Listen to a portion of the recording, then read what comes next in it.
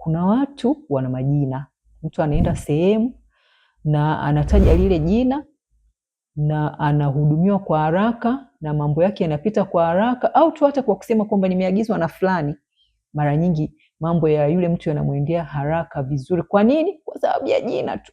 Kwa jina lina nguvu. Usiseme jina ni jina. Kuna jina na kuna majina. Hasa wewe la kwako ni jina au majina utasema. Mimi la kwangu najua.